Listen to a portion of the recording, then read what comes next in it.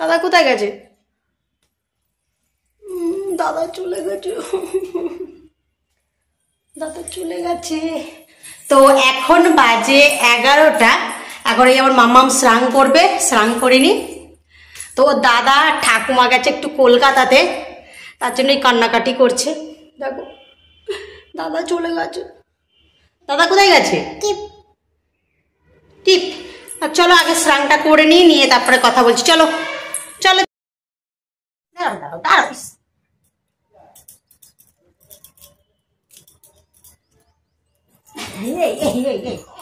এই দুষ্টু, এই দুষ্টু, মা দুষ্টু কিনতে পারে। পর ও পাতা নিয়ে খেলা, গালে দিতে নেই ওতে, আছে গালে দিতে নেই।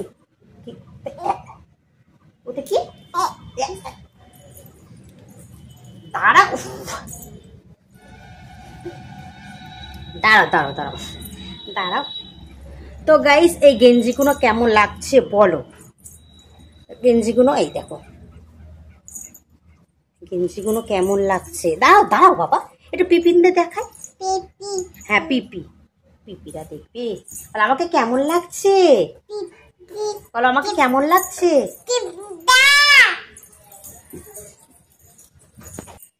তো এই গেঞ্জিগুলো দেখো কালকে মাম্মামকে 3টে কিনে দিয়েছি। এখানে এসো। আর আমার ভাইজি মানে ছোট ভাইজিরেও, ছোট ভাইজির 2টো দিয়েছি, বড় ভাইজির 2টো দিয়েছি। তো গেঞ্জিগুলো বেশ সুন্দর দেখো, আর একদম নরম কাপড়, কাপড়গুলো এত সুন্দর। যেহেতু গরম তো পড়েই গেছে, তাই ভাবলাম এই গরমে না মানে এই পাতলা গেঞ্জিগুলো বেশ সুন্দর। আর দেখতে পাচ্ছ কালারগুলো বেশ সুন্দর। মানে একটা লাল নিয়েছি এই যে আজকে, আর একটা কালো নিয়েছি, আর একটা ওই মানে আর একটা ওই ময়ূর ময়ূর না না ওটা বেশ কি একটা কালার বলে, বেগনি কালার না বেশ একটা কি কালার, মানে 3 রকম কালার নিয়েছি। আর বেশ ভালো লাগছে। আর আমার ছোটো ভাইজির দিয়েও 2টো দিয়েছি, একটা কালো দিয়েছি আর একটা ওই মানে ছাই কালার টাইপের দিয়েছি। আর আমার বড় ভাইজিরও একটা কালো, মানে কালো সব বাদে, যেহেতু কালোটা আমার বেশ ভালো লাগে। তো মাম্মামকে স্নান করে দিলাম, কাজটা পুরো প্রায় কমপ্লিট হয়ে গেছে। আর আজকে খুব তাড়াতাড়ি রান্না করেছি, যেহেতু আজকে বাবার মা গেছে কলকাতাতে। ওই যেহেতু পয়লা বৈশাখ সামনে এসে গেছে, তো পয়লা বৈশাখে একটু মানে টুকিটাকি কেনাকাটা করবে, তার জন্য গেছে। মাম্মামের জামা কাপড় কিনবে, মানে কী কী কিনবে জানি না, তা শুধু বাবা এটাই বলে গেছে যে মানে কলকাতায় গেছে একটু কেনাকাটা করতে, মায়ের জুতো মাম্মামের জুতো বোধহয় এইসব টুকটাক কিছু কেনাকাটা করতে গেছে। তো তার জন্য মাম্মাম তো প্রচুর কান্নাকাটি করছে, ওদের সাথে যাবে।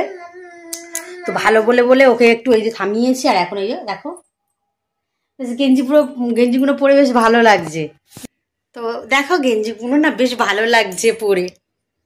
এটা আমার ছেলে ছেলে লাগছে তো, হ্যাঁ এটা তো আমার ছেলে ছেলে লাগছে না আমার মেনে। এটা আমার একটু একটু একটু একটু একটু হাসি দাও তো, বদমাস হাসিটা। আমার একটু কাক ডাকো, শিয়াল কিভাবে ডাকে?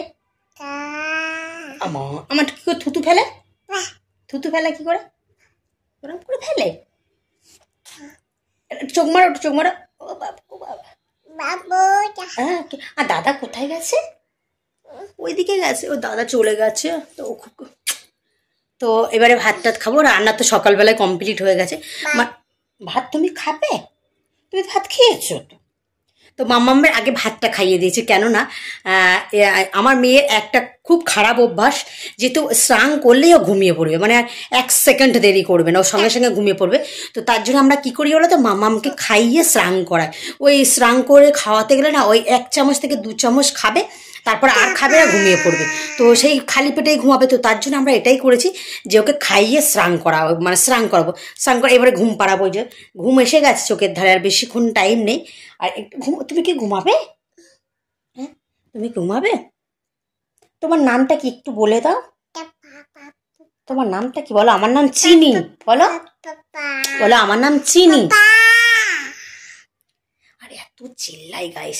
তো চলো এখন ভাতটা কিছু খাইনি, ভাত খাবো। এখন কটা বাজে, বেশি বাজেনি, যেহেতু 12:30 1টার দিকে খাবো। তো এবার মাম্মামকে ঘুম পাড়াবো। ঘুম পাড়ার গেঞ্জিটা কেমন হয়েছে অবশ্যই বলো।